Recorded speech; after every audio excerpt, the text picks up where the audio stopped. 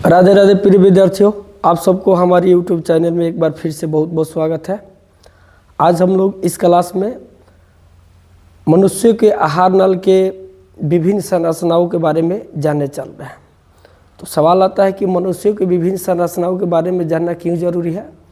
तो ज़रूरी इसलिए है ताकि हम मनुष्यों में पाचन क्रिया को आराम से समझ सकें। सीधे सीधे बोले तो मनुष्यों में पाचन क्रियाएँ कैसे कैसी होती है, मनुष्य में भोजन का पाचन कैसे होता है, इस क्रिया को समझने में हमें सहूलियत मिले।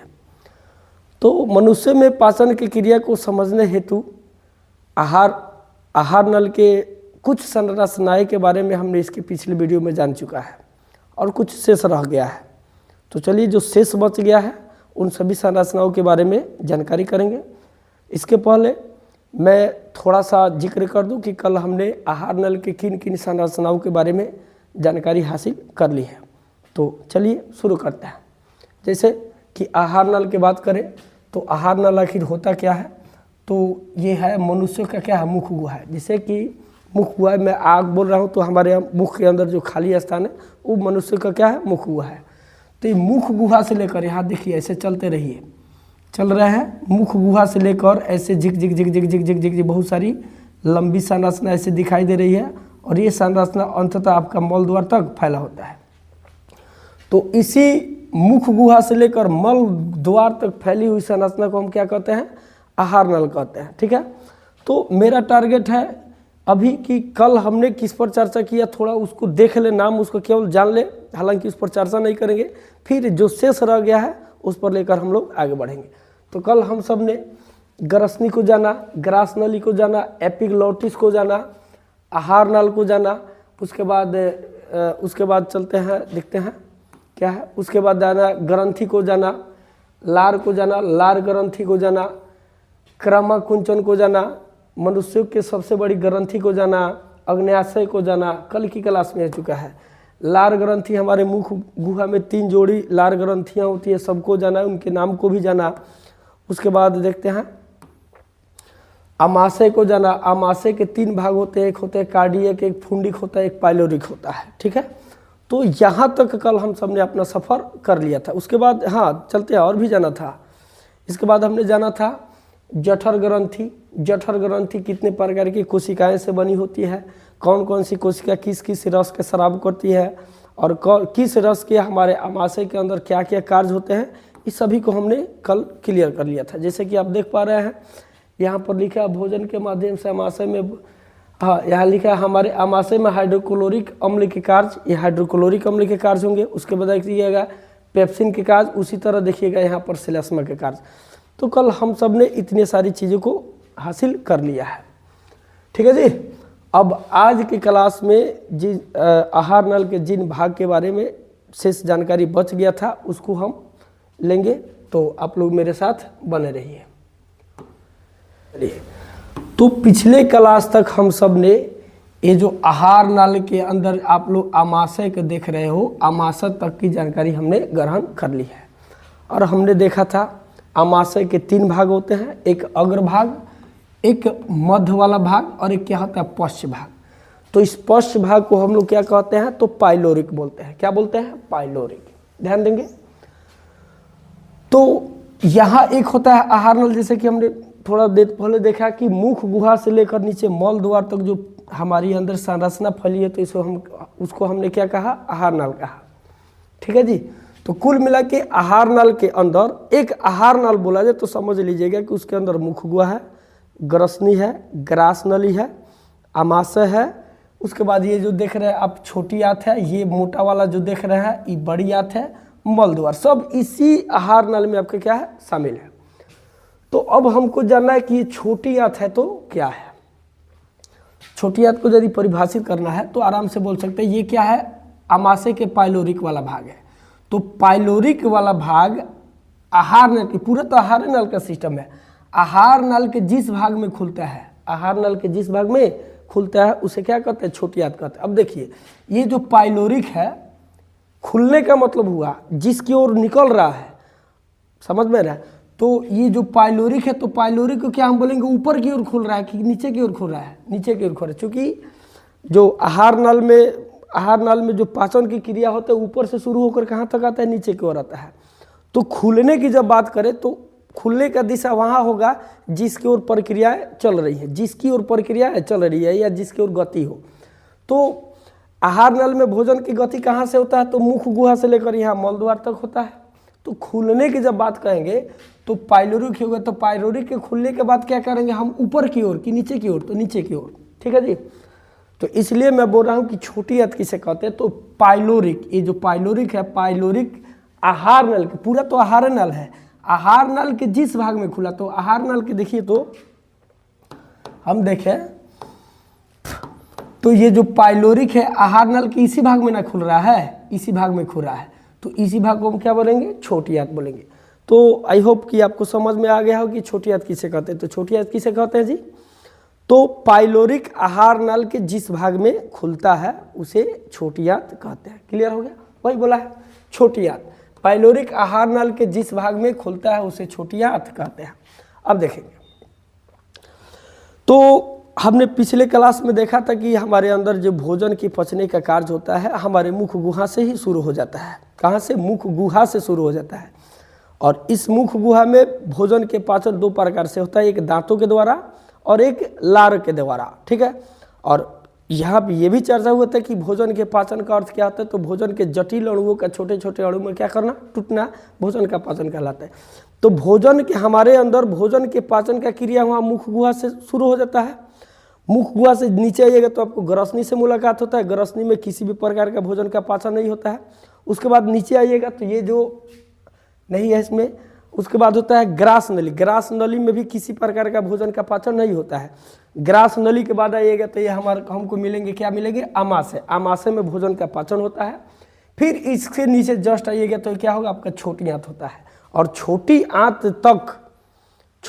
आंत तक भोजन का पाचन पूर्ण हो जाता है। अर्थात मैं बोलूँ ये जो पतली जो नली के आकार की आप संरचना देख रहे हैं, इसके बाद हमारे अंदर भोजन का पाचन नहीं होता है, क्योंकि इसके बाद क्या शुरू हो जाता है, इसके बाद शुरू हो जाता है ये बड़ी आंत, और बड़ी आंत में किसी भी प्रकार के भोजन का पाचन नहीं होता है। हाँ, इसमें होता है जल का अवशोषण होता है, सो हम आगे चल के चर्चा करने वाले हैं। तो वही लिखा है भोजन का पूर्ण पाचन छोटी आंत में होता है। भोजन का पूर्ण पाचन, पूर्ण माने पूरा, क्योंकि वहाँ पाचन तो मुख गुहा में भी हुआ, पाचन आमाशय में भी हुआ और पाचन ये छोटी आंत में भी होगा। तो जो मुख गुहा में पाचन हुआ वहाँ पूरा भी नहीं हुआ है, फिर आमाशय में भी पाचन हुआ वो भी पूरा नहीं हुआ, कुछ रह गया है। अब जो है भोजन का पूर्ण पाचन का मतलब ये जो छोटी आंत है, इसके बाद भोजन का कहीं पाचन नहीं होता है, ठीक है। वही लिखा है भोजन का पूर्ण पाचन छोटी आंत में होता है। छोटी आंत की कुल लंबाई देखा जाए तो 6 मीटर होता है। मनुष्यों में छोटी आंत का कुल लंबाई देखा जाए तो कितना मीटर होता है, 6 मीटर होता है। और इसकी चौड़ाई की बात करेंगे, चौड़ाई बोलते हैं ना, ये वाला भाग यहाँ से लेकर यहाँ तक, तो चौड़ाई 2.5 cm का होता है। कितना cm का, 2.5 cm का होता है। तो छोटी आंत की कुल लंबाई 6 मीटर तथा चौड़ाई 2.5 cm का होता है। यह आहार नल की सबसे बड़ी संरचना है। अब आहार नल में देखें तो आहार नल के अंदर संरचना कौन कौन सी है, तो देखें तो मुख गुहा भी आहार नल का संरचना है, ग्रसनी भी मुख गुहा के आहार नल का संरचना है, ग्रास नली भी आहार नल का संरचना है। उसके बाद चलते हैं हम लोग आमाशय, ये भी आहार नल की संरचना है, छोटी आंत आहार नल की संरचना, ये बड़ी आंत आहार नल की संरचना, ठीक है जी। तो इन सभी तमाम संरचनाओं में सबसे लंबी कोई संरचना होती है आहार नल की, तो कौन सी होती है, तो छोटी आंत होती है। आई होप कि आपको ये भी समझ में आगे है। देखते हैं क्या है, शाकाहारी जंतुओं में छोटी आंत मांसाहारी जंतुओं की तुलना में लंबी होती है। मतलब कि कहने का इसका अर्थ ही, एक कोशिकीय जीव और पादप को छोड़ दिया तो बाकी सभी जीवों में आंत तो होती ही होगी, निश्चित रूप से ना के सवाल लेना है। तो पादप और एक कोशिकीय जीव को छोड़ दिया जाए तो इसमें जो कुछ जीव होते हैं, कुछ शाकाहारी होते हैं और कुछ मांसाहारी होते हैं। तो शाकाहारी कौन होते हैं, जो मांस को नहीं खाते बोले तो जो पादप पर निर्भर होते हैं, और मांसाहारी कौन होते हैं, तो जो चल जीव पर क्या करते हैं, निर्भर करते हैं। ये तो शाकाहारी और मांसाहारी वाला खेल हम सबको पता होगा। तो ये बोल रहा है कि शाकाहारी जंतुओं में जो मांस खाने वाले, क्या बोलते हैं, जो पादप खाने वाले जंतु होते हैं, तो शाकाहारी जंतु बोले तो पादप खाने वाले जंतुओं की छोटी आंत, मांसाहारी बोले तो मांस खाने वाले जंतुओं की छोटी आंत से क्या होती है, लंबी होती है। मतलब जो पादप पर निर्भर होते हैं उसकी छोटी आंत लंबी होती है किसकी तुलना में, तो जो मांस खाती है उसकी छोटी आंत के तुलना में लंबी होती है। अब यहाँ प्रश्न उठता है कि आखिर जो मांस खा रहे हैं उसकी छोटी आंत छोटी है किसकी तुलना में, तो मांस खाने वाले पादप खाने वाले जंतुओं की तुलना में मांस खाने वाले जंतुओं की जो छोटी आंत होती है उनकी छोटी आंत छोटी होती है। समझ में आया?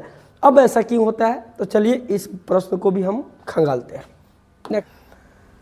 यहाँ पर प्रश्न आप लोग देख पा रहे होंगे, प्रश्न किया गया है कि शाकाहारी जंतुओं की छोटी आंत बड़ी, जबकि मांसाहारी जंतुओं की छोटी आंत क्या होती है, छोटी होती है। ऐसा क्यों होता है? तो चलिए अब इसकी भी जवाब हम लोग देख लें। तो चूंकि हम जानते हैं कि जो शाकाहारी जंतु होते हैं वह पादप पर निर्भर होते हैं और जो मांसाहारी जंतु होते हैं वे अन्य चल जंतुओं पर निर्भर होते हैं। और साथ ही साथ हम सबको ये भी पता होगा, यदि 9th क्लास के बायोलॉजी का आप स्मरण रखते हो तो आपको पता होगा कि जंतु कोशिका और पादप कोशिका में अंतर होता है। कुछ अंतर होते हैं, जैसे अंतर नंबर 1, जंतु जो कोशिकाएं होती है उनमें कोशिका भित्ति नहीं पाई जाती है, जबकि पादप कोशिका में कोशिका भित्ति पाया जाता है। जंतु कोशिका में चलिएगा तो लवक नहीं पाए जाते हैं, जबकि पादप कोशिका में लवक पाए जाते हैं। जंतु कोशिका में चलिएगा तो रसधानी छोटी छोटी पाई जाती है, पादप कोशिका में चलिएगा तो रसधानी बड़ी बड़ी पाई जाती है। बहरहाल हम सबको यहाँ ये देखने की जरूरी है, अंतर नंबर 1 जो पहला जो हमने बोला कि जंतु कोशिका में कोशिका भित्ति नहीं पाया जाता है और पादप कोशिका में कोशिका भित्ति पाया जाता है। तो शाकाहारी जीव का मतलब हुआ पादप पर निर्भर है और पादप में कोशिका भित्ति पाया जा रहा है, पादप के कोशिका में कोशिका भित्ति पाया जा रहा है। और कोशिका भित्ति जो होता है वह जटिल अणु सेलुलोज से बना होता है। कौन? कोशिका भित्ति जो होता है जटिल अणु सेल्यूलोज का बना होता है। अब सेल्यूलोज के सूत्र के बारे में हम चर्चा करें तो सेल्यूलोज के सूत्र होता है C6H12O5। O5 का यहाँ पावर क्या होता है, n होता है। तो पावर n का मतलब है आप n के जगह पर 1 2 3 वगैरह वगैरह कुछ भी रख सकते हैं। अब इसका मतलब हमको ढूंढना है कि ई पावर n हमको क्या दर्शाने की कोशिश करता है। तो जैसे मैं आपसे बोलूँ H2O, ये जल के अणु है, तो जल के अणु यहाँ पे कितने हैं, तो सिर्फ 1 है। यहाँ पर हमने 4 रख दिए, तो जल के अणु में पूछूँ कितना है तो आप बोलिएगा 4 है।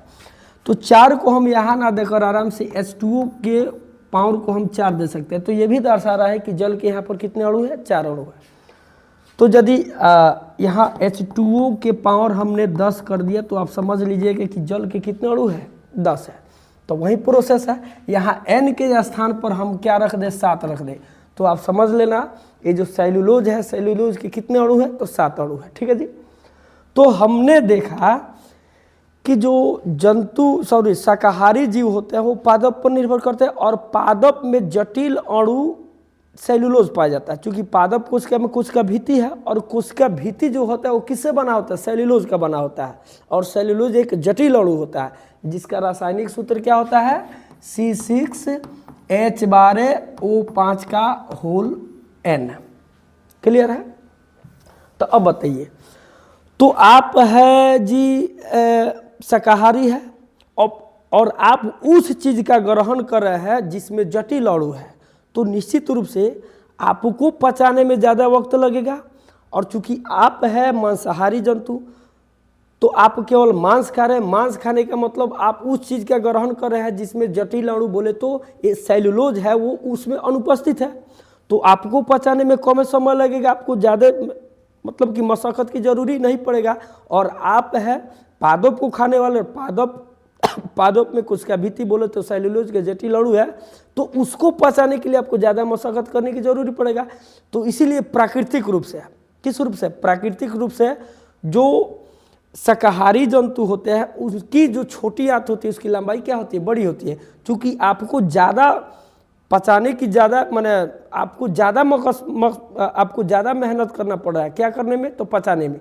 किसके वजह से, तो सेल्यूलोज की वजह से। इसलिए आपके जो छोटी आंत है वो लंबी हो गई। जो मांसाहारी जंतु है वो जिस चीज़ के सेवन कर रहे हैं उसमें सेल्यूलोज के जटिल अणु नहीं, अर्थात उसको पचाने में और ज़्यादा मशक्क़त की जरूरी नहीं पड़ेगा। इसलिए आपकी जो छोटी आंत की लंबाई है वो छोटी है। किसकी तुलना में? तो शाकाहारी जंतुओं की तुलना में मांसाहारी जंतुओं की जो छोटी आंत होती है क्या होती है? छोटी होती है। बस वही चीज़ लिखा होगा, देख लेते हैं उत्तर में। चूँकि हम जानते हैं कि सेल्यूलोज कोशिका भित्ति में पाया जाता है, सिर्फ और सिर्फ कोशिका भित्ति में पाया जाता है, और कोशिका भित्ति पादप कोशिका में ही पाया जाता है, पादप कोशिका में ही पाया जाता है। चूँकि सेल्यूलोज के पचने में ज़्यादा टाइम लगता है क्योंकि यह जटिल अणुओं से बना होता है। ठीक है जी, इसका रासायनिक सूत्र हमने देखा C6H12O5 का यहाँ पर N था, जटिल अणुओं का होता है। साथ ही हमें यह भी पता है कि शाकाहारी जंतु पादप पर ही निर्भर रहते हैं। तो जब पादप पर निर्भर रहते हैं तो पादप कोशिका के ही ग्रहण करेंगे, जिसमें सेल्यूलोज बोले तो जटिल अणु है। तो इन्हीं सब कारणों से प्राकृतिक रूप से शाकाहारी जंतुओं का छोटी आंत लंबी होती है और मांसाहारी जंतुओं की छोटी आंत छोटी होती है। आई होप कि आपको यह भी समझ में आ गया होगा। तो चलते हम आगे की ओर, बन रही है। नेक्स्ट है, देखते हैं क्या है। नेक्स्ट है, तो नेक्स्ट बोल रहा है कि छोटी आंत के 3 भाग होती है। किस आंत की? छोटी आंत के। छोटी आंत के 3 भाग होती है। ये जो छोटी आंत आप लोग देख रहे हैं, यहाँ से लेकर ये ऐसे ऐसे ऐसे देख रहे हैं, झिक झिक झिक झिक ऐसे ऐसे करते करते करते करते ये जो है यहाँ तक, ये छोटी आंत है। और ये छोटी आंत के 3 भाग होती है। अब 3 भाग है, इसका अर्थ ये हो रहा है कि ये छोटी आंत की जो कुल लंबाई है 6 मीटर, तो 6 मीटर का एक ही काम नहीं होता होगा। 6 मीटर के कुछ हिस्सा का कुछ और काम होता होगा, कुछ हिस्सा का कुछ और काम होता होगा, कुछ हिस्सा का कुछ और काम होता होगा। यदि सभी हिस्सा का एक ही काम होता तो हम यहाँ नहीं कहते कि छोटी आंत के 3 भाग होते हैं। यदि प्राकृतिक के सभी आम का स्वाद एक ही होता, आकार भी एक ही होता, तो यहाँ फिर आम को विभिन्न वर्गों में नहीं बांटा गया होता, डंका, बीजू, दलमा वगैरह वगैरह में। ठीक है, तो सभी के गुण अलग अलग है, हालांकि है तो आम ही प्रजाति के, लेकिन सबका गुण अलग अलग है, इसलिए उसको अलग अलग वर्गों में विभाजित किया गया है। ठीक इसी तरह छोटी आंत की कुल लंबाई हम जानते हैं कि 6 मीटर तक का होता है। अब देख रहे हैं कि इसके 3 भाग है। इससे साबित हो रहा है कि इनके टोटल लंबाई के कुछ हिस्सा के कुछ और सा काम होगा, कुछ का कुछ और काम होगा और कुछ का कुछ और काम होगा। ठीक है जी, अब देखते हैं कि ये 3 भाग कौन कौन से हैं। तो 3 भाग में देखते हैं, एक है ग्रहणी, दूसरा है जेजुनम और तीसरा क्या है? इलियम है। अब चलिए ग्रहणी, जेजुनम और इलियम को एक अन्य चित्र के माध्यम से उनके भाग को देखते हैं, फिर पारापारी से हम सब पर क्या करेंगे? चर्चा करेंगे। देखते हैं जी, यहाँ देखिएगा, इसको नेक्स्ट पेज में रखा गया है। तो आप यहाँ पर देखिए, गौर से देखते हैं, कलम का मार्का आ जाने दीजिए। हाँ, तो हम यदि यहाँ पर गौर से देखें तो यहाँ से शुरू होकर यहाँ से देख रहे हैं, यहाँ से ऐसे झिक झिक झिक झिक झिक झिक झिक झिक झिक झिक झिक करते करते करते करते यहाँ तक, ये सब छोटी आंत है। और ये जो बड़ा वाला देख रहे हैं, मोटा वाला, ये क्या है? बड़ी आंत है। ये मोटा वाला, मोटा भाई को जो देख रहे हैं, ये कौन आंत है? बड़ी आंत है। और यहाँ आपके मल द्वार हो गया। ठीक है जी, तो हम यहाँ देख रहे हैं ये जो छोटी आंत को, जैसे कि हमने रेड कलर से इसको चिन्हित किया है, तो इसमें 3 प्रकार के कलर आपको दिखाए गए हैं। कितने प्रकार के? 3 प्रकार के। यहाँ से लेकर यहाँ तक का कलर कुछ और है। फिर इसके बाद हम आगे बढ़ते हैं तो फिर यहाँ से लेकर ये जो दिखाई दिया इसका कलर कुछ और है। फिर इसके आगे हम लोग चलते हैं तो यहाँ से लेकर यहाँ तक का कलर कुछ और है। तो यही तो है 3 भाग। एक है कौन? तो ग्रहणी। ये जो यहाँ से लेकर यहाँ तक पीला कलर से जो हमने चिन्हित किया था, ये क्या है? ग्रहणी है। और जिसको रेड कलर से चिन्हित किया है ये है जेजुनम, और जिसको हमने ब्लैक कलर से चिन्हित किया है ये है हमारा इलियम है। क्या जी? इलियम। अब देखते हैं कि ग्रहणी का काम क्या है, जेजुनम का काम क्या है, इलियम का काम क्या है। फिर देखेंगे कि जो छोटी आंत, ये तो पूरा छोटी आंत है, छोटी आंत में इसका जो ग्रहणी है इसका हिस्सा कितना है, लंबा है कि छोटा है। ठीक है, ऐसे करते करते हम लोग देखते हैं। चलिए तो शुरू करते हैं। यहाँ पर देखिए लिखा है, क्या लिखा है देखते हैं। हो राधे राधे। लिखा है कि छोटी आंत के 3 भाग होती है, ग्रहणी, जेजुनम, इलियम। ग्रहणी छोटी आंत का सबसे पहला भाग है। ये जो ग्रहणी है छोटी आंत की, जाहिर से बात है सबसे पहला भाग होबे करेगा। तो ग्रहणी छोटी आंत का सबसे पहला भाग होता है, ये 80 के आकार का होता है। तो आप यदि गौर करेंगे तो ये जो छोटी आंत के जितने भी आप भाग देख रहे हो, तो यहाँ इस छोटी आंत में कुछ ऐसे भाग होंगे, कुछ ऐसा हिस्सा होंगे जो आपको सी का आकार का दिखाई दे रहा हो। तो यदि आप गौर करें तो हम पाएंगे यहाँ से लेकर यहाँ तक का जो भाग है, देखिए तो ए बी सी डी का ए बी सी, तो ए बी सी डी के जो वर्ण है उसके ये सी के आकार का यहाँ से यहाँ तक दिखाई दे रहा है। ठीक है जी, तो वही बोला है छोटी आंत जो होती है सबसे सॉरी क्या ग्रहणी जो होती है छोटी आंत के पहला भाग होता है, यह सी के आकार का होता है। ग्रहणी में एक अन्य नली खुलती है जो मूल पित्तवाहिनी और अग्न्याशय वाहिनी के खुलने से बनता है। अब इसको हम लोग देखें क्या बोला है। तो यदि आप गौर करो तो यहाँ से लेकर यहाँ तक ले हमारा ग्रहणी हो गया।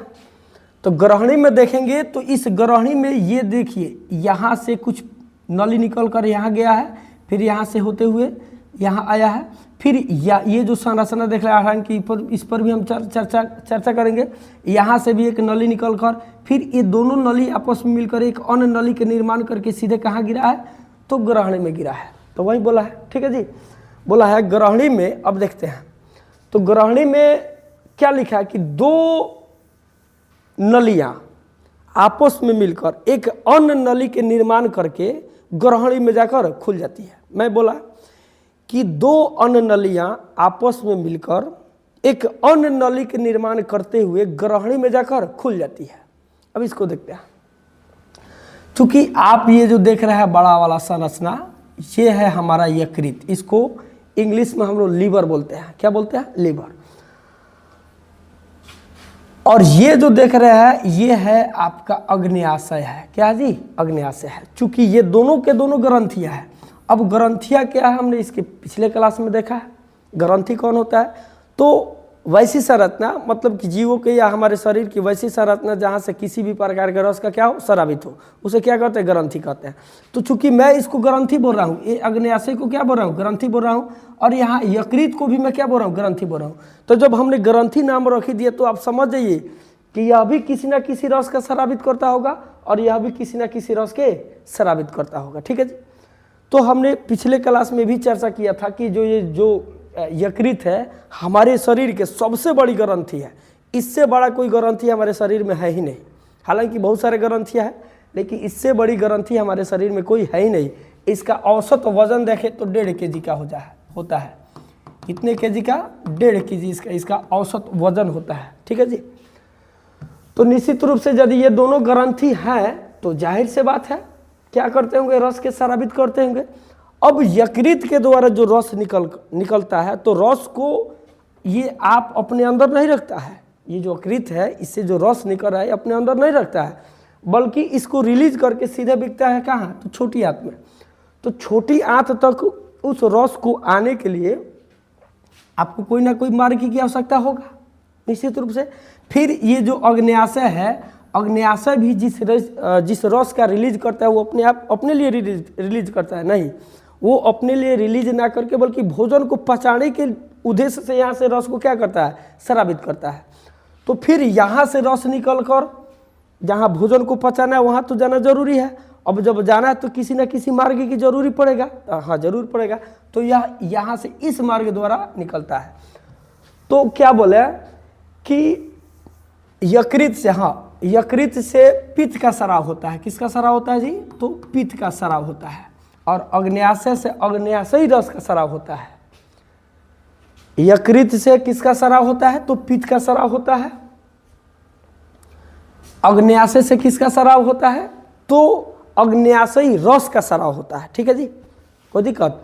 तो ये इसके द्वारा जो पित्त का स्राव हुआ और वह पित्त जिस रास्ता से या जिस नली से, जीव से, माने भाई यहाँ से निकल कर इसमें आना है ना, इसको छोटी आंत में आना है, छोटी आंत के ग्रहणी में आना है ना, तो आना है तो किसी न किसी मार्ग की जरूरी है। तो इसी मार्ग को कुल मिला बोले तो किस मार्ग को? तो जो पित्त है, कौन? पित्त छोटी आंत तक पहुंचने में जिस मार्ग को अपनाता है उस मार्ग को हमने क्या बोला? तो बोला मूल पित्तवाहिनी। क्या बोला? मूल पित्तवाहिनी। अग्न्याशयी रस, अग्न्याशय से जो अग्न्याशयी रस निकला उस रस को भी फिर ग्रहणी तक जाना, तो उसके लिए भी रास्ता चाहिए। तो जिस रास्ता या जिस नली से जाता है उस नली को हम क्या बोलते हैं, तो अग्न्याशयी वाहिनी। ठीक है, तो कुल मिलाकर यहाँ से यहाँ तक ये क्या हुआ, तो मूल पित्त वाहिनी हुआ, और फिर यहाँ से लेकर यहाँ तक क्या हुआ, तो ये क्या हो गया, अग्न्याशयी वाहिनी हो गया। ठीक है, तो ये मूल पित्त वाहिनी और अग्न्याशयी वाहिनी आपस में मिलकर एक अन्य नली के निर्माण करके कहाँ खुलती है, तो आपका ग्रहणी में, छोटी आंत की ग्रहणी में खुलती है। वही बोला है कि ग्रहणी में एक अन्य नली खुलती है, जो ग्रहणी में, ग्रहणी हो गई ना, ग्रहणी में एक अन्य नली खुलती है, एक अन्य नली हो गई जो मूल पित्त वाहिनी और अग्न्याशयी वाहिनी के खोलने से बनता है। क्लियर है जी। आगे बोल रहा है जेजुनम छोटी आंत के मध्य भाग होता है। तो हम देख ले यहाँ से तकरीबन यहाँ तक, यहाँ से लेकर माने यहाँ से लेकर यहाँ तक इसके भाग देख ले, तो ये मध्य भाग हुआ। ये क्या हुआ जी, मध्य भाग हुआ। किसका मध्य भाग हुआ, तो ये पूरा टोटल छोटी आंत हुआ, छोटी आंत के मध्य भाग यहाँ से लेकर, जिसको हम व्हाइट से चिन्हित कर रहे हैं, ये मध्य भाग हुआ। और इसी मध्य भाग को क्या कहते हैं, जेजुनम कहते हैं। तो वह छोटी आंत के मध्य भाग को जेजुनम कहते हैं। ठीक है जी। अब जेजुनम का इसमें क्या क्या काम होगा देखते हैं, आगे चलते हैं। हालांकि जेजुनम का शायद इतना ही रोल है। अब देखते हैं आगे है इलियम। क्या है, इलियम है। बोल रहा है इलियम छोटी आंत के सबसे निचली भाग होती है, यहां से लेकर यहां तक,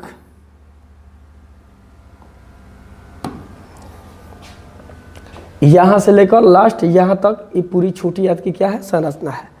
तो छोटी आंत के पहला भाग ग्रहणी कहलाया, दूसरा भाग आपका जेजुनम कहलाया, और तीसरा भाग क्या करा रहा है, इलियम करा रहा है। वैसे भी आप चित्र में देख रहे होंगे, जो इलियम है, छोटी आंत और क्या बोलते हैं जेजुनम, इन दोनों के तुलना में बड़ा दिखाई दे रहा होगा। ठीक है, दिखाई दे रहा ना। तो यदि आपसे पूछा जाए कि छोटी आंत कितने प्रकार की होती, तो आप जवाब देंगे 3 प्रकार के, ग्रहणी, जेजुनम और इलियम। तो फिर प्रश्न आवे कि इन तीनों में सबसे लंबी कौन होती है, तो आप जाइएगा किसके वाला, तो इलियम के वाला। छोटी आंत के जो इलियम होता है वो सबसे बड़ा भाग का होता है। ठीक है, और जो आपका जो ग्रहणी होता है वो सबसे छोटा भाग का होता है। वही बोल रहा है छोटी आंत के सबसे निचली भाग को इलियम कहते हैं। यह छोटी आंत का सबसे बड़ा भाग होता है। इसी भाग में भोजन का पूर्ण पाचन हो जाता है। हाँ, ध्यान देंगे जी। जैसे कि आपने बोला था कि मनुष्य में भोजन का पाचन उधर मुख गुहा से शुरू हो जाता है और अंत में छोटी आंत तक होता है। तो छोटी आंत की तो ये पूरा भाग है, पूरा भाग है यहाँ से लेकर यहाँ तक। तो अंत तक, कहाँ, अंत तक भोजन का पाचन कहाँ होता होगा, तो अंतिम बस इलियम में, वाले ग्रहणी में खत्म नहीं, जेजुनम में खत्म नहीं, ये अंत तक कहाँ होता है, इलियम में हो जाता है। कहाँ तक, इलियम में। इलियम तक जिसको पचना है भाई पच गया, जिसको नहीं पचना है वो वेस्ट के रूप में, बोले तो अपच के रूप में बड़ी आंत में समा जाते हैं, और इस फिर बड़ी आंत से होते हुए आपके मल द्वार के द्वारा बाहर कर दिया जाता है। एक नहीं होता है कि सेंटअप का विद्यार्थी हो, कैंडिडेट हो, मैट्रिक के विद्यार्थी हो, सुधरना है तो सुधर जा, इसी में सुधर जा, नहीं तो बाद में सुधरने का आपको मौका बहुत कम चांस होता है। तो वही है कि भोजन को आपको पचना हो तो इलियम तक पच जाओ, क्योंकि बाद में पचने का आपको मौका मिलने वाला नहीं है। तो सुधरना है तो इधरे सुधर जा, नहीं तो बाद में आपको सुधरने का मौका बहुत कम चांस है। हालांकि ये तो इलियम डाले की याद रखिएगा, बहुत कम चांस है आपके सुधरने का। ठीक है जी। तो बोला जाए कि भोजन का जो पूर्ण पाचन होता है छोटी आंत के किस भाग में लास्ट हो जाता है, तो आप जवाब दीजिएगा कि छोटी आंत के इलियम भाग में भोजन अंतिम रूप से पचता है, अर्थात उसके बाद भोजन का कोई पाचन नहीं होता है। अब इलियम में भी ध्यान देंगे, इलियम में तो भोजन का अंतिम पाचन हो गया, और जो पचे हुए भोजन है, कौन, पचे हुए भोजन, तो पचे हुए भोजन इसी में रह जाते हैं क्या जी, नहीं। भोजन को केवल हमारे छोटी आंत को ही जरूरी है, नहीं, भोजन की तो जरूरी है, हमारे शरीर के अंदर जितनी सारी कोशिकाएं हैं, इन तमाम कोशिकाओं को भोजन की जरूरी है। मतलब जो भोजन पचा वो आपको छोटी आंत के इलियम तक रहने वाला नहीं है, यहाँ से उसको शरीर के और भी जगह जाना है। ठीक है, तो फिर जाने के लिए कोई ना कोई तो मार्ग चाहिए आपको, मार्ग चाहिए ना। जैसे भोजन को मुख गुहा से लेकर मल द्वार तक आने के लिए मार्ग है ना, तो ठीक उसी तरह भोजन जो पचना वाला था यहाँ पच गया, तो पचा हुआ भोजन क्या करेगा, उसी में अपना दम तोड़ देगा, सड़ गल जाएगा, नहीं, यहाँ से हमारे शरीर के विभिन्न कोशिकाओं तक जाता है, तो फिर वहाँ तक जाने के लिए आपको कोई ना कोई तो मार्ग की जरूरी पड़ेगा ही। जी हाँ, पड़ेगा। तो देखते हैं कि अब इलियम से भोजन किस मार्ग के द्वारा शरीर के विभिन्न अंगों तक पहुँचाया जाता है या विभिन्न कोशिका तक पहुँचाया जाता है।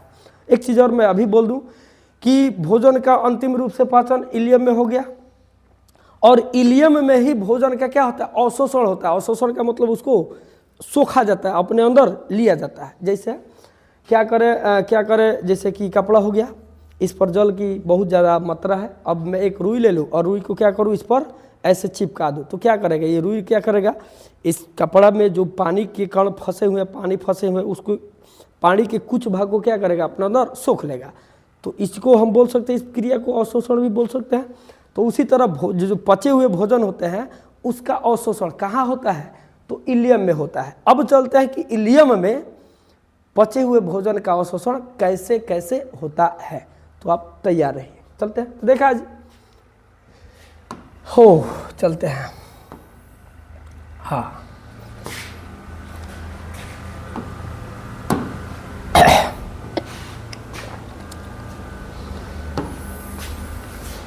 चलिए जी।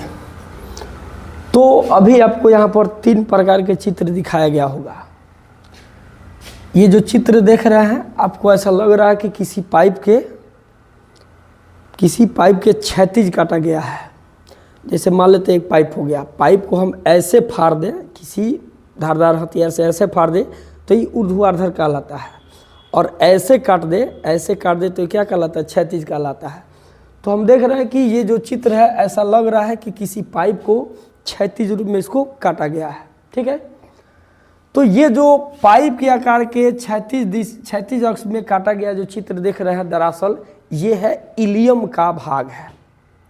इलियम भी एक नली होता है, उसी को यहाँ पर काटकर दिखाया गया है। अब इस इलियम के हम लोग 2 भाग देख रहे होंगे, 2 दीवार देख रहे होंगे। एक बाहर का दीवार है और एक अंदर का दीवार है। तो पाइप में भी हम लोग देखते हैं 2 भाग होते हैं, एक अंदर की दीवार और एक बाहर का दीवार, मतलब 2 सतह या फर्श या पृष्ठ होता है ना। तो उसी तरह इलियम के भी यहाँ कितने दीवार है, 2, एक बाहरी दीवार और एक आंतरिक दीवार। तो हम गौर से देखें तो आंतरिक दीवार में ऐसा रुआ के जैसे या बोले तो उंगली के जैसे संरचना इसमें आपको दिखाई दे रही है। यदि इसमें दिखाई नहीं दे रही है स्पष्ट रूप से, तो इसी को यहाँ स्पष्ट कराने की कोशिश किया गया है। ठीक है, इसको और जूमिंग करके इसको और स्पष्ट करके दिखाया गया। तो देखिए, अब इसमें आपको स्पष्ट हो जा रहा होगा कि यहाँ इलियम के भीतरी दीवार पर उंगली जैसी आपको संरचना स्पष्ट दिखाई दे रहा होगा। देख रहे हैं, उंगली जैसी संरचना, बहुत सारी इसमें उंगली जैसी संरचना दिखाई दे रही है। अब ये जो उंगली जैसी संरचना है, जानते हैं इसका नाम क्या है? इसका नाम है दीर्घरोम। क्या है? दीर्घरोम। अब से कोई पूछे दीर्घरोम किसे कहते हैं, हमारे क्या बोलते हैं आहार नल में दीर्घरोम किसे कहते हैं, तो आप स्पष्ट रूप से कह सकते हैं कि इलियम के अंदर या इलियम के भीतरी दीवार पर उंगली जैसी जो संरचना दिखाई देती है, उन संरचनाओं को हम क्या कहते हैं, दीर्घरोम कहते हैं। ठीक है जी। फिर जैसे हमने क्या किया, यहाँ दीर्घरोम को स्पष्ट किया। अब दीर्घरोम के अंदर की चीज को दिखाने के लिए एक अन्य चित्र आपको लिया गया है, इसको आप स्पष्ट रूप से देखिए। अब यहाँ जो सिर्फ आप उंगली जैसी संरचना देख रहे हैं, अब यहाँ पर क्या किया गया, इस उंगली जैसी संरचना के अंदर तक झाँकिया गया, अर्थात इसके अंदर के बनावट को दिखाने के यहाँ पर प्रयास किया गया है। तो यही है हमारा क्या, दीर्घरोम है। उंगली जैसे देखिए संरचना दिखाई दे रहा है ना। तो अब हम क्या करें, दीर्घरोम को जैसे ऊर्ध्वाधर काटे, कैसे ऊर्ध्वाधर, तो इसमें हम देख रहे होंगे कि जाल जैसी आपको संरचना इसमें दिखाई दे रहा है। किसके जैसी, तो आप देख पा रहे होंगे कि इसमें जाल जैसी क्या दिखाई दे रही है, संरचनाएं दिखाई दे रही, देख रहे हैं। तो दरअसल जानते हैं जाल जैसी संरचना क्या है, तो ये है हमारे खून के पतले पतले क्या है, नली है। इसको हम रुधिर वाहिका ही भी कह सकते हैं। ठीक है, और चूंकि ये इतनी पतली होती है, ठीक है जी, कि इसका नाम माने केस से भी पतली पतली होती है, इसलिए इसका नाम, ये जो खून के नस है, नली है, इनका नाम रुधिर केशिका रख दिया गया। कोशिका नहीं, रुधिर केशिका। ठीक है जी। तो रुधिर, ये जो जाल देख रहे हैं ये क्या है? दरअसल ये है रुधिर वाहिकाओं के क्या है? जाल है।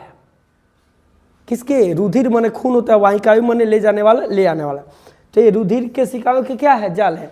अब इन्हीं रुधिर केशिकाओं के जाल को हम क्या भला, रुधिर वाहिकाओं के जाल को क्या बोल रहे हैं? तो केशिका बोल रहे हैं। ठीक है जी। अब इस केशिका के बारे में हम जानकारी ले तो क्या जानकारी मिलता है, तनिक गौर करेंगे।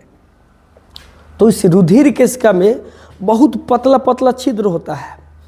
जैसे हम अपने घरों में चलनी जो प्रचलित है, चलनी को हम लोग देखे होंगे, चलने वाला, तो उसमें हम क्या करते हैं? आटा वगैरह का चलते हैं। तो यदि आप आटा में गेहूं का कण मिला देते हो और फिर चलना शुरू करते हो, तो आटा का जो आटा है वो छिद्र, चलनी के छिद्र के द्वारा नीचे गिर जाता है, लेकिन जो गेहूं का कण है वो आपका चलनी में ऊपर के ऊपर छताले ही रह जाता है। अब ऐसा क्यों होता है? तो ये नॉर्मल कॉमन सेंस की बात है। क्यों? कि जो गेहूं का कण होता है, चलनी में जो छिद्र होता है उस छिद्र से मोटा होता है, इसलिए छिद्र को पार करके नीचे नहीं गिर पाता है। और जो आटा का जो कण होता है, मिल में चक्की के द्वारा पीस कर इतना छोटा छोटा हो गया होता है कि वो चलनी में जो छिद्र होता है उसे छोटा होता है, इसलिए टप से गिर जाता है। ठीक है जी। ठीक उसी तरह ये रुधिर केशिका में जो छोटे छोटे छिद्र होते हैं, उस छिद्र, वह छिद्र यहाँ तक रुधिर के जो कण है, खून के भी कण होते हैं जी, खून के भी कण होते हैं, तो खूनों के कण से भी पतली होती है। कौन? तो रुधिर केशिका में जो छिद्र होता है वह खूनों के कण से भी क्या होता है? पतला होता है। इसलिए इसके अंदर दौड़ रहे जो खून चल रहे होते हैं, इस रुधिर केशिका को छोड़कर बाहर नहीं निकल पाते हैं। उदाहरण के तौर पर हम क्या करें, एक पेप्सी का बोतल ले लें और पेप्सी के बोतल में एक सुआ से क्या करें, बहुत जगह छिद्र कर दें और उसमें इतना इतना गोली रख दें। ठीक है जी। तो क्या गोली उस पेप्सी के बोतल को बाहर, पेप्सी के बोतल से बाहर निकल पाएगा? नहीं निकल पाएगा। क्यों? क्योंकि जो पेप्सी के बोतल में छिद्र है उसका आकार गोली के आकार से बहुत क्या छोटा है, इसलिए वह बाहर नहीं निकल पाएगा। ठीक है जी। अब हम क्या करें, कि उसी बोतल को जिसमें छिद्र किया गया है और उसमें गोली रखा गया है, अब उस बोतल को एक भरे बाल्टी में हम ले जाकर डाल दें, तो क्या होगा? बाल्टी के अंदर का पानी पेप्सी के बोतल में समाएगा कि नहीं समाएगा? समाएगा। ठीक यही चीज़ होता है, यही प्रोसेस होता है। चूँकि भोजन के पाचन का अर्थ होता है कि भोजन के छोटे छोटे अणुओं में क्या करना? विभक्त, अर्थात टूट जाना। तो भोजन के छोटे छोटे अणु, मतलब भोजन पचकर इतने छोटे छोटे अणुओं में विभक्त हो गए होते हैं कि इस रुधिर केशिका में जो छिद्र होता है उसमें समा सकने में क्या होते हैं? सक्षम होते हैं। माने इतना ना छोटे छोटे टूटकर हो गए होते हैं, भोजन माने पचकर इतना ना छोटे छोटे हो गए होते हैं कि रुधिर केशिका में जो छिद्र होता है उस छिद्र के माध्यम से हमारे रुधिर में आसानी से प्रवेश कर जाते हैं। लेकिन इस रुधिर के अंदर जो खून के कण होते हैं इतना ना मोटा मोटा होते हैं कि इस रुधिर केशिका के अंदर जो छिद्र होता है उसको बाहर उसको छेद कर बाहर निकलने में क्या होता है? असमर्थ होते हैं। इसलिए वो रुधिर केशिका में ही रहते हैं। बाकी जो पचा हुआ भोजन है वह इतना ना छोटा छोटा होता है कि रुधिर केशिका में जो छिद्र होता है उससे भी छोटा होता है, इसके वजह से उसके अंदर घुस जाता है। और घुसने के बाद में फिर क्या कहना है, ये जो रुधिर केशिका या रुधिर का जो जाल है हमारे पूरे शरीर में, ऐसा पूरे समझ ना, पूरे शरीर में क्या है? जाल सा बिछा हुआ है। और इसी जाल के माध्यम से, खून वाहिकाओं के माध्यम से ये जो पचा हुआ भोजन है हमारे शरीर के विभिन्न कोशिका तक पहुंचा दिया जाता है। आई होप कि आपको इतना समझ में आया होगा। देखते हैं क्या बोला है? आंत्र ग्रंथि, छोटी आंत के भीतर। हाँ चलिए, ये तो सारी चीज़ हमने समझ लिया कि जो भोजन का अवशोषण होता है, पचे हुए भोजन का अवशोषण हमारे इलियम में हो जाता है। इलियम में किसके द्वारा? तो इलियम में दीर्घरोम के द्वारा। ठीक है जी। दीर्घरोम क्या है? तो इलियम के भीतरी दीवार पर छोटी छोटी उंगली जैसी संरचनाएं दिखाई देती है, जिसे हम क्या कहते हैं? तो इलियम कहते हैं। इलियम में क्या होता है? रुधिर केशिकाओं के जाल होता है और उस जाल में छोटी छोटी छिद्र होते हैं। उसी छिद्र के माध्यम से पचे हुए भोजन के कण होते हैं, वो प्रवेश करके हमारे शरीर के विभिन्न कोशिका तक, खून के में मिलकर विभिन्न कोशिका तक पहुंच जाते हैं। अब इसमें कुछ आता है भोजन के पचने में आंत्र रस का भी रोल होता है। जैसे भोजन के पचने में उधर लार का रोल देखा, दांत का रोल देखा, जठर रस का रोल देखा, उसके बाद हमने अग्न्याशय रस का भी इसमें रोल होगा, पित्त का भी रोल होगा, हालांकि पित्त का रोल कुछ और होता है, ठीक है। इसके अलावा भोजन को पचाने में, भोजन के छोटे छोटे अणुओं में तुरने में एक और होता है आंत्र ग्रंथि का रोल होता है। किसका जी? तो आंत्र ग्रंथि का रोल होता है। तो अब रहा ये आंत्र ग्रंथि है तो क्या है? तो छोटी आंत के भीतरी दीवार पर, छोटी आंत क्या हमने देखा, छोटी आंत के भीतरी दीवार पर कुछ ग्रंथियां पाई जाती है जिसे आंत्र ग्रंथि कहते हैं, ठीक है। आंत्र ग्रंथि भले अब देखते हैं आंत्र रस। कौन रस? आंत्र रस। जैसे मैं बात करूं अग्न्याशय रस, तो अग्न्याशय ग्रंथि से जो रस का स्राव होता है उसे अग्न्याशय रस कहते हैं। लार ग्रंथि से जो रस का स्राव हुआ उसे लार रस या लार कहते हैं, ठीक है जी। जठर ग्रंथि से जो रस स्राव हुआ उसे जठर रस कहते हैं। तो ठीक इसी तरह यहाँ क्या बोल रहा है? आंत्र रस। आंत्र रस किसे बोलेंगे? तो आंत से या आंत्र ग्रंथि से जो रस का स्राव होता है उसे क्या कहेंगे? आंत्र रस कहेंगे, ठीक है जी। तो वही लिखा है आंत्र ग्रंथि से निकलने वाली रस को आंत्र रस कहते हैं। छोटी आंत में भोजन का पूर्ण पाचन अग्न्याशय, हाँ देखते हैं, छोटी आंत में भोजन का पूरा पाचन किसके द्वारा होता है? तो छोटी आंत में भोजन का पूर्ण पाचन अग्न्याशय रस, आंत्र रस तथा पित्त के कारण संपन्न हो जाता है। आई होप कि आपको इतना समझ में आया होगा। नेक्स्ट चलते हैं, देखते हैं क्या लिखा है। लिखा है हाँ, अब यहाँ हमें चर्चा करना है यकृत पर। हालांकि यकृत पर कल से मैं बोलते आ रहा हूँ, फिर भी आया है तो देख लेते हैं। बोला है यकृत हमारे शरीर की सबसे बड़ी ग्रंथि यकृत कहते हैं। यह लगभग 1.5 kg का होता है। सो हमने देखा कि यही आपका क्या है? यकृत है, ठीक है जी। यकृत से पित्त का स्राव होता है, पिछले भी हमने चर्चा किया था। जो क्षारीय होता है, क्या होता है? क्षारीय होता है। तो क्षार का भी आपका पहचान बताए। अम्ल का पहचान तो बताइए दिया गया होगा कि जो स्वाद में, अभी इतना जानिए कि जो स्वाद में खट्टा हो वो क्या है? अम्ल है। और जो स्वाद में कड़वा है अर्थात माहुर लगता है वो क्या है? क्षार है। जैसे हम नीम का पत्ता खाते हैं या चबाते हैं, नीम के दांतों से भी ब्रश करते हैं तो माहुर दिखाई लगता है। करेला हो गया, ये माहुर दिखाई देता है, ठीक है। दिखाई देता नहीं, माहुर लगता है, तो ये क्षार का पहचान होगा। तो जो स्वाद में कड़वा है समझ लीजिए कि ये क्षारीय माध्यम, ठीक है जी। तो यहाँ बोल रहा है यकृत से पित्त का स्राव होता है और पित्त कैसा होता है? माहुर लगता है। जैसे हमने देखा होगा, कभी खाया भी होगा कि जो छोटी छोटी मछलियाँ होती है, जैसे डेढ़िया पुठिया बोला जाता है। तो पहले के ज़माने में तो बहुत सारी मछलियाँ ऐसे मिलती थी, लेकिन आज द्वितीय का चांद बन गई है। प्रकृति का नियम है, क्योंकि परिवर्तन ही संसार का क्या होता है? नियम होता है। तो कभी कभी ऐसा होता था कि डेढ़वा या पुठिया मछली को जब हमारे घर में बनाया जाता था तो किसी मछली का जो उसमें पित्त फोड़ा जाता था, हरा निकलता था, जिसका छूट गया। अब वैसे मछली को हम लोग खाते थे तो माहुर सा लगता था, ठीक है। तो क्या है? पित्त है। और पित्त क्या होता है? माहुर होता है, कड़वा लगता है, ठीक है जी। और यकृत से पित्त का स्राव होता है जो क्षारीय होता है। यह पित्त एक छोटी संरचना में एकत्रित होता है। यहाँ से जो रस निकलने के बाद में देख रहे हैं ना, छोटी संरचना इसी में एकत्रित होता है। फिर यहाँ से निकलकर छोटी आंत में क्या करता है? प्रवेश करता है।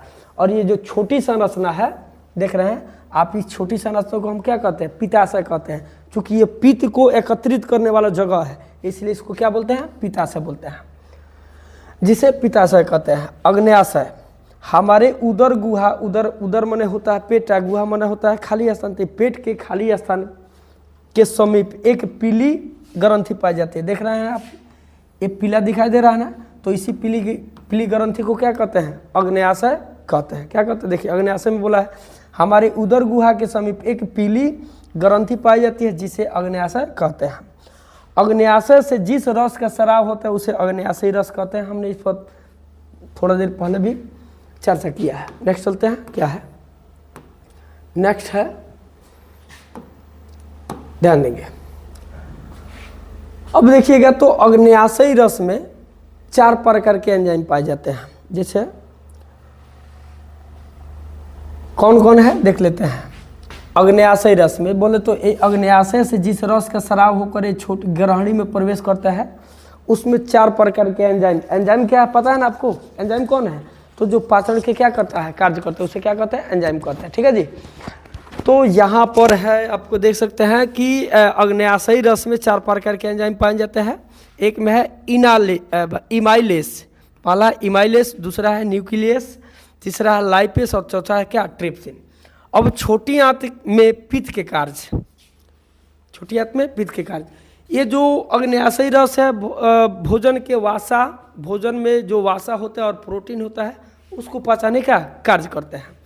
और ये जो पित्त है, देखते हैं पित्त का काम क्या है। जैसे यकृत से पित्त का स्राव हुआ, अग्न्याशयी रस, अग्न्याशय से अग्न्याशयी रस का स्राव हुआ। अग्न्याशयी रस में 4 प्रकार के एंजाइम पाए जाते हैं और ये चारों प्रकार के एंजाइम क्या करते हैं, उनके विकार हम लोग देखेंगे। पहले देख लेते हैं पित्त का काम क्या है, तो ध्यान देंगे।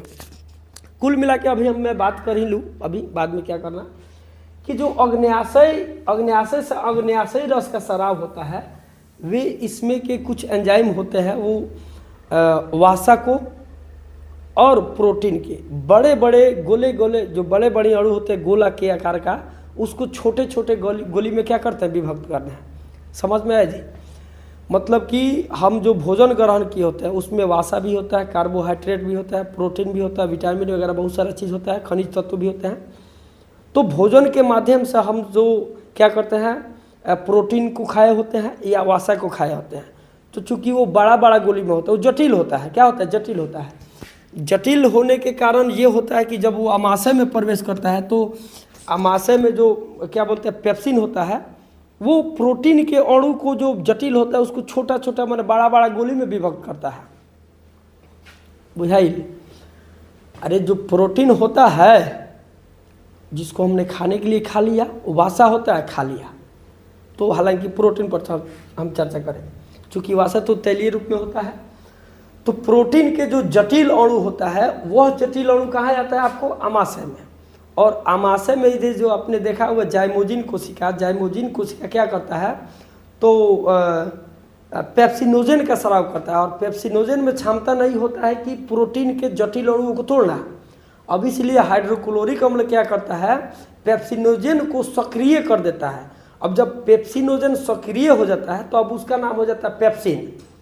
और पेप्सिन क्या करता है, प्रोटीन के जटिल अणुओं को बड़ा बड़ा गोली में तोड़ने का काम करता है। उसके अंदर इतना क्षमता नहीं होता है कि प्रोटीन को वही जब छोटा छोटा गोली में क्या कर, विभक्त कर दे।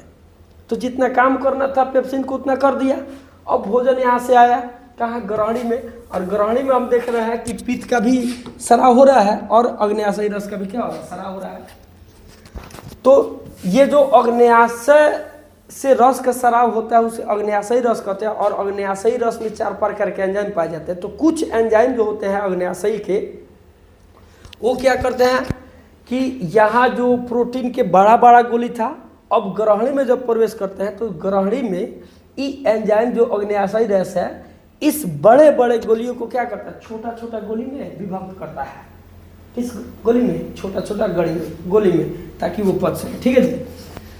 तो ठीक है, तो आखिर हाँ ध्यान देंगे। तो फिर जिस तरह उधर पेप्सिनोजेन का क्षमता नहीं था कि प्रोटीन के बड़े बड़े जटिल अणुओं के बड़े बड़े गोली में विभक्त करना, इसके लिए उसको उस्काया कौन, तो हाइड्रोक्लोरिक अम्ल। ठीक है। उसी तरह ये अग्न्याशय से जो अग्न्याशयी रस का स्राव होता है, इसके अंदर क्षमता नहीं होता है, इसके अंदर क्षमता नहीं होता है कि वह अम्लीय चीज पर अपना काम कर सके। जैसे आग को ले लेते हैं, तो आग कागज को जला सकता है, लकड़ी को जला सकता है कि, लेकिन क्या आग में क्षमता है कि पत्थर को जला दे, ईंट को जला दे, क्षमता ना है। उसी तरह ये अग्न्याशयी रस जो निकलता है, इसमें वो क्षमता ना है कि जो अम्ल है उस पर अपना कोई धाग जमा सके, अम्ल को अम्लीय माध्यम पर अपना जाकर कोई धाक जमा सके, अपना कोई काम कर सके, नहीं। हाँ, यदि बोला जाए क्षारीय पर, हाँ, तो अग्न्याशयी रस में अग्न्याशयी रस में वो क्षमता है कि किसी भी क्षारीय माध्यम पर अपना कार्य करना शुरू कर देता है। तो चूंकि आमाशय से भोजन निकल कर आया होता कहाँ, ग्रहणी में, और आमाशय में हाइड्रोक्लोरिक अम्ल का स्राव होता है। तो जाहिर सी बात है इसमें जो भी भोजन आकर एकत्रित हुए हैं, कुछ देर रुके हैं, वो अम्ल से सने हो गए होंगे, सने होंगे। तो जब अम्ल से सने हैं तो निश्चित रूप से वो भोजन अब कौन माध्यम बन गया, अम्लीय माध्यम बन गया। आ एने है जन अग्न्याशयी रस बा अम्ल पर काम करे कि इनका क्षमता नहीं है। तो पित्त के काम इतना ही होता है कि पित्त क्या करता है, जो तो आमाशय से ग्रहणी में जो भोजन अम्लीय रूप में आए होते हैं वह क्या करता है, पित्त इस अम्लीय माध्यम में सन कर उसको क्षारीय माध्यम में बदल देता है। अम्ल से क्या बना देता है, क्षार बना देता है। जैसे मैं क्या करूं, नींबू का रस ले लूं, तो नींबू का रस क्या होता है, स्वाद में खट्टा होता है, अर्थात वो अम्लीय है। अब 1 चम्मच नींबू के रस में 1 गिलास में क्या करूं, करेला के रस को मिला दूं, तो क्या अब अम्लीय रहेगा, वो क्षारीय बदल जाएगा। चूंकि यहाँ समझ रहे हैं ना, तो उसी तरह क्या करता है, यहाँ पित्त जो होता है माने यकृत होता है, पित्त को स्राव करके जो आमाशय से भोजन अम्लीय रूप में आया है उसको क्या करता है, क्षारीय बना देता है। क्यों, ताकि अग्न्याशयी रस को डर लगता है कि हम अम्लीय माध्यम से नहीं लगेंगे, नहीं फरियाएंगे, उसको क्या बदलने में, क्षारीय बदलने में। ठीक है, क्षारीय बदल दिया ताकि जाकर अपना काम कर सके। वही बोल रहा है कि छोटी आंत में पित्त के कार्य, बोल रहा है आमाशय से आए कायम। हाँ ध्यान देंगे जी, जब भोजन लेई के रूप में हो जाता है आमाशय में तो उसको कायम बोला जाता है। क्या बोला जाता है, कायम बोला जाता है। फिर यहाँ से इसमें आकर फिर थोड़ा सा सना, इसमें बहुत सारे एंजाइम से सन जाता है, तो अब इसको चाइम बोला जाता है। क्या बोला जाता है, चाइम बोला जाता है। तो कायम अम्लीय के, हाँ ध्यान देंगे, आमाशय से आए कायम अम्लीय को नष्ट कर उससे क्षारीय में बदलना किसका काम है, छोटी आंत के पित्त का, ताकि अग्न्याशयी रस अपना कार्य कर सके। ठीक है, दूसरा काम देखते हैं। वासा के बड़े बड़े गोली को खंडित कर छोटे छोटे गोलियों में क्या करता है, विभक्त करता है। यानी पित्त जो होता है वासा के बड़े बड़े गोलियों को छोटे छोटे गोली में विभक्त करने का काम करता है, और ये जो अग्न्याशयी रस है प्रोटीन के बड़े बड़े गोलियों को क्या करता है, छोटे छोटे गोली में विभक्त करने का कार्य करता है। आई होप कि आपको इतना समझ में आ गया होगा। निश्चित रूप से चलते हैं।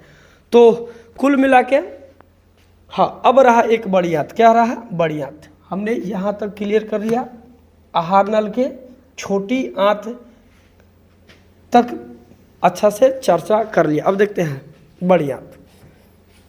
तो छोटी आंत के इलियम, छोटी आंत के 3 भाग होते हैं, ग्रहणी, जेजुनम, इलियम।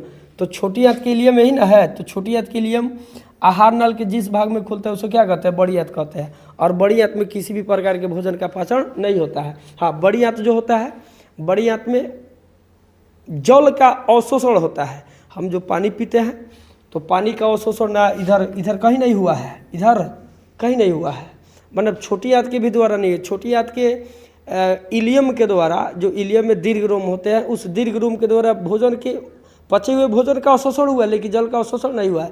तो जल का अवशोषण क्या होता है, अवशोषण का मतलब उसको सूखा जाता है।